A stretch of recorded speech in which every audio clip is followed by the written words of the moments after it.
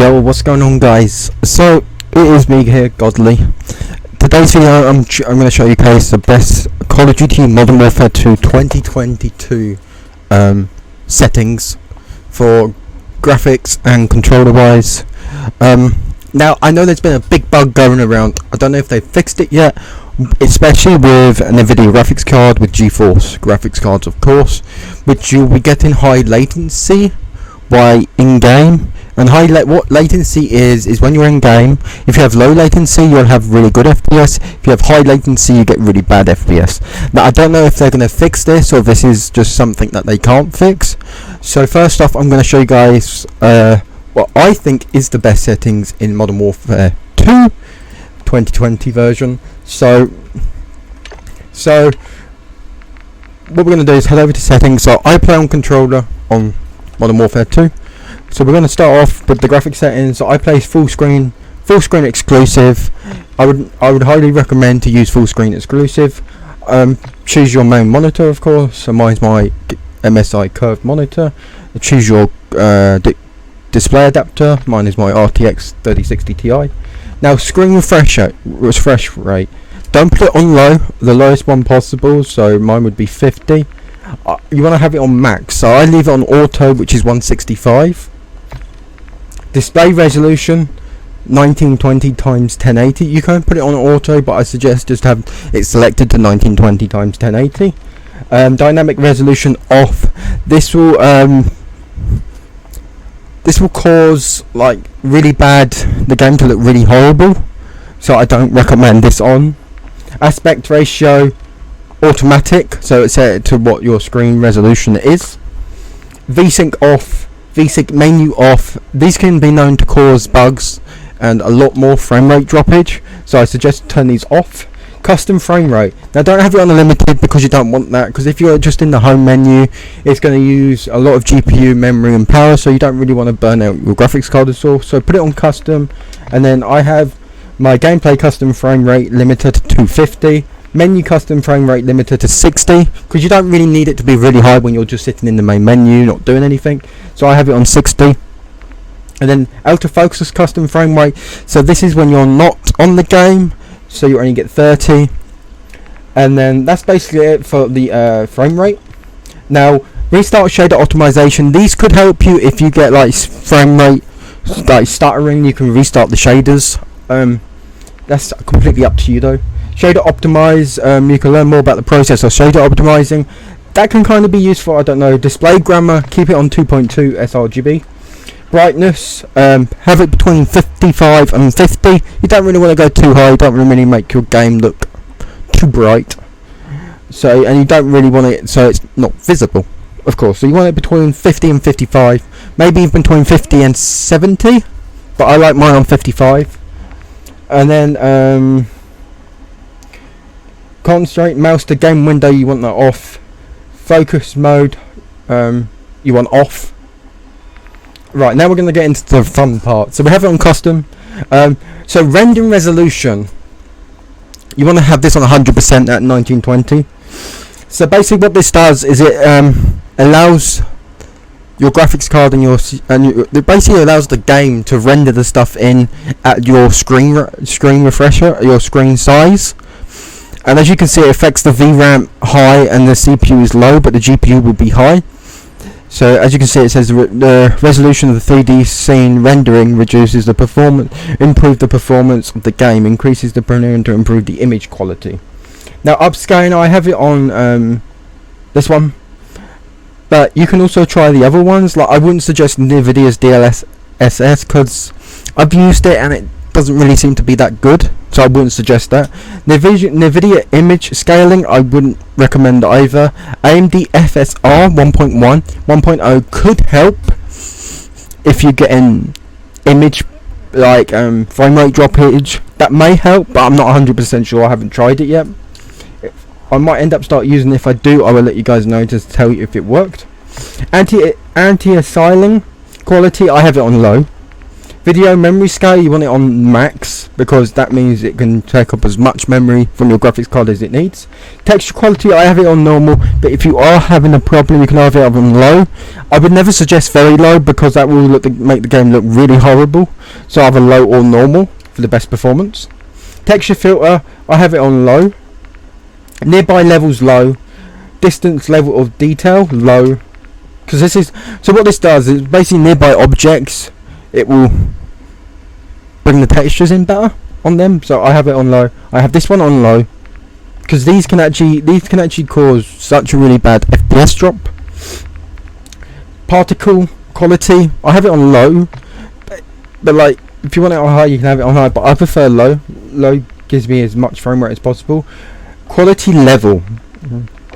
Now I have this on low, which everyone should have it on low. Bullet impacts and sprays, so this is basically bullet holes on walls and that sort of stuff. You can have it on if you want it, but I just don't find it's necessary for Modern Warfare 2. That's more like Warzone, so I have that off. Now shader qualities, I have it on low. This one you can have it on off.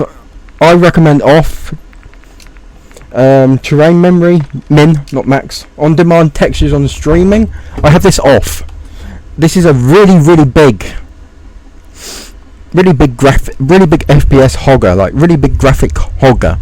So I'd have this turned off if I was you, and like because then you can't. This is basically limits. So basically, this is download like game, like new textures, that sort of thing. You don't really want this on. You want it off. Streaming qualities low. Volumetric qualities low. Depth physics off. Water cultures off. So this is basically certain maps that have water. Not all the maps on Modern Warfare 2 have water, so you don't really need this on. So I'll have it off. Shadow lightning map very low. Screen space shadows off. Spot shadow quality low. Spot catch low.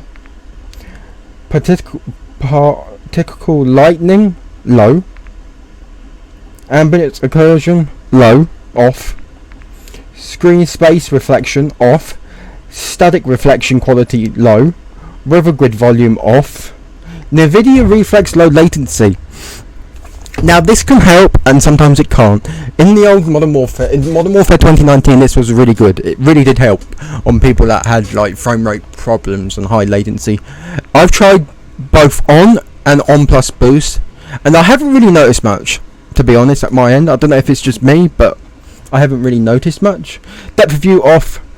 World motion blur off. You always want like motion blurs off, like they are not worth having on. These are another big graphic hoggers as well.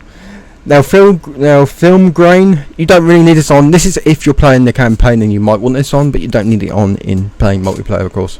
So that's everything for quality. Now field of view, now this is something new that you can change it to get it to 120, because now as on console players can now officially get 120 field of view, which is a big game changer for us PC players. Now we have to got every PC player should have their field of view set to 120, so we can outbeat these console players, because now console players can get 120 field of view. Everyone needs to use it. There's no point having it down on 60 or 80 or 100, because you can't see them corners. When you're on that lower field of view, you couldn't see round the corner. Now because you're on 120, you get a bit of extra viewing distance, so you can actually see more on the map. So you want it on 120. Now ADS field of view affected. You don't want it on independence. Just have it on affected. I don't really know what it does, but it's better if you have it on affected, I think. Weapon field of view default.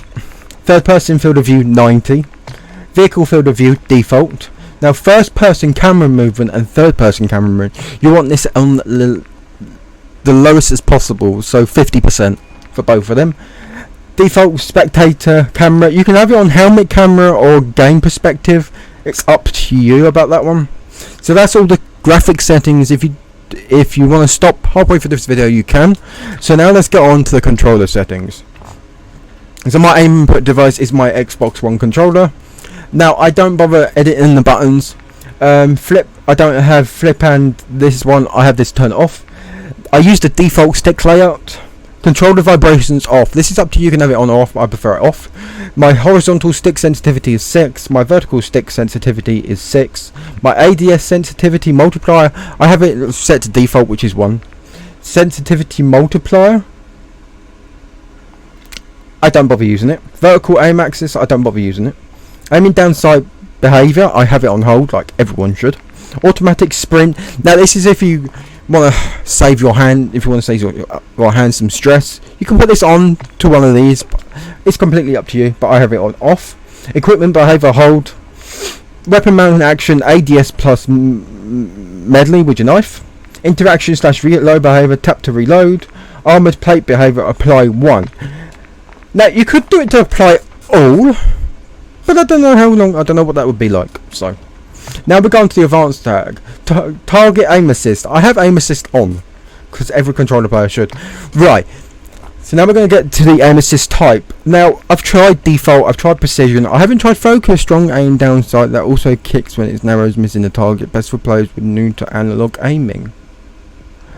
I use Black Ops because back in the day on Black Ops, games for aim assist was really good. So I stick it on Black Ops. I may try out focusing, I don't know yet, but I prefer Black Ops. Aim assist, ADS sense multiplier, I have it on 1, completely up to max 1. ADS sensitivity timing instant. Custom sensitivity per zoom, I have it off. Input dead zones. So I work on, so these are my dead zones. Left stick is 5, 0.05. Right stick is the same, 0.05. Left stick max is 0.75. And right stick max is 1.00. Now you can fiddle around with these just to see what your controller's like. So basically you can put it on as much as you want to stop your controller swaying left to right. So if you don't touch your controller, it will move to the left and move to the right. That's how you can fix that problem. Left trigger, I leave these on defaults. This is what these are originally on. So that's everything from that. Sprint, tactical sprint behaviour, I have it on toggle. Auto move forward, I have it off. Tactical sprint behaviour, double tap. Ground like mantle, I have it off. Automatic airborne mantle, I have it on partial. Automatic ground mantle off. Invert slide and dive behaviour, standard. Plug-in underwater movement, I have it set to movement. Auto deploy on. Sprint door bash, so you can run into doors and bash them open, I have that on. So combat behaviours. ADS stick swap, off. Backpack alternative controls, off. Weapon mount exit delay, so I have it on medium. Delete ammo weapon switch, I have it on. Quick C4 detonation. I don't know about that one. I have it off though. May try it. So vehicle behaviour. Vehicle camera recent. Short delay. Camera internal position. Free lock. This overlay behaviour. Scoreboard and map behaviour. Toggle. Ping when delayed. Moderate. Double tap danger ping. Delay. Moderate. So that is basically everything for my settings. If you want to know anything else like my audio settings, I have headset on with boost, so and then speaker blah blah blah. But if any of this did help you, please make sure to drop a like, comment and subscribe, and I'll see you guys in my next video. If you have any other troubles, just drop them in the comments and I can see if I can help you fix them. I'll see you guys in my next video. Peace.